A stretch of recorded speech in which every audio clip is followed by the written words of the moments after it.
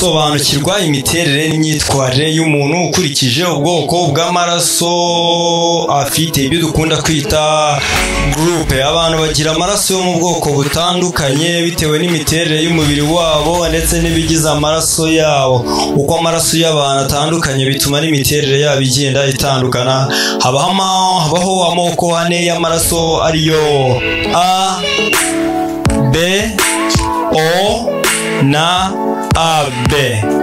Okay, ni Jacques Dukarivano kuri Facebook, Twitter na Instagram, WhatsApp 088755390. Ibi tubikesha ubushakashatsi bw'inzobere mu by'ubuzima n'imiterere ya muntu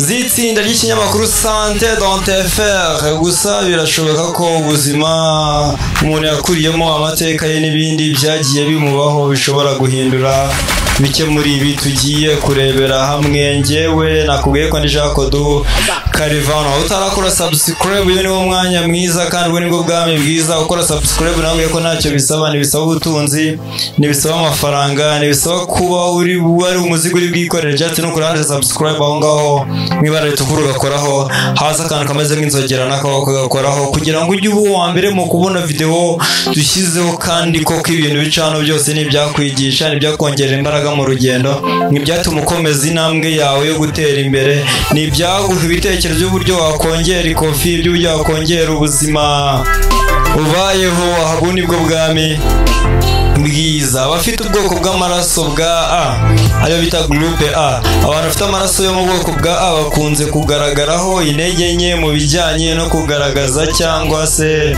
guhesha agaciro uburenganzira bwabo. Ni abantu bakunze kuba ari abanyamagambo make. Aba bantu kandi bakunze kumva ibibazo by'abandi bakagerageza kwishyira mu mwanya wa buri wese ngo biyumvishe agaciro k'ibyiyumviro, cyane cyane iby'agahinda abandi baba bafite. Ni abantu bakunze kugirirwa icyizere cyane kuko bubahiriza amasezerano bagiranye n'abandi, bubahiriza kandi inshingano zabo uko bikwiye. Bakunze kugirira icyizere gikabije abantu ku buryo abandi bashobora kubabeshya ku buryo bworoshye, kubera ko bakunda kugirira abandi impuhwe. Akenshi rero aba bantu bagirwa inama yo kuzajya bakurikiza iby'umutima wabo ubabwiye, bakirinda kugendera ku by'abandi bababwira. Mushishikariza gukora subscribe hano. Rega ubuzima ni ukuremerana, ni ubufashanye, ni ukubanirana, kandi nta mvune bigusaba gukora subscribe. Wabikora ni ukuri ntacyo bitwaye. Abafite ubwoko bw'amaraso bwa B cyangwa groupe B, abantu bafite amaraso yo mu bwoko bwa B ni abantu batajya baha agaciro ibintu ibyo ari byo byose.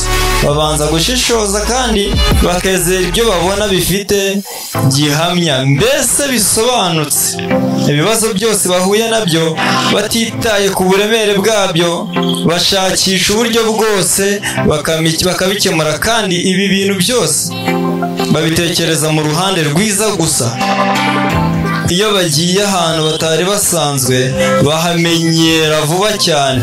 Bakunze kugira igitekerezo cyangwa ibitekerezo byigenga cyane, kandi ntibakunda kumvira abandi, ndetse akenshi barahindagurika bitewe n'abo bari kumwe. N'abantu badakunda kwihishira.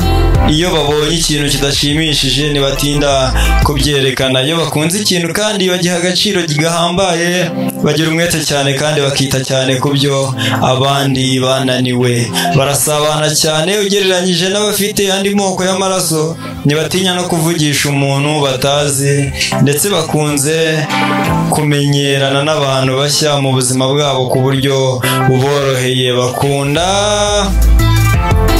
gahunda mu bintu byose kandi ntibakunda umuntu ubivangira mu buzima.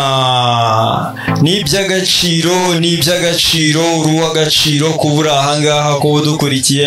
Ariyo mpamvu ari n'iby'agaciro ko wakora subscribe hano, wabona unyuzwe koko birenze, ukaba wabasha gusangiza abandi ubutumwa nabo bakabimenya, kuko ni ingenzi, ni byiza, ntacyo bisaba, ni iby'agaciro kuba wabikora nta nubwo bivunanye.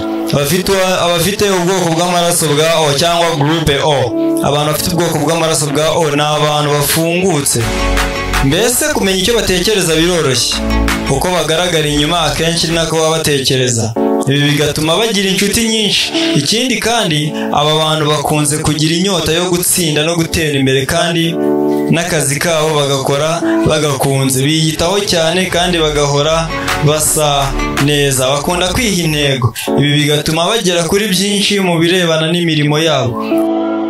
Ibyo bituma aba bantu babaho kwizerwa cyane kurusha abafite ubundi bwoko bw'amaraso bwose. Bakunda amategeko cyane, ndetse akenshi mu byo bakora byinshi babwiriza.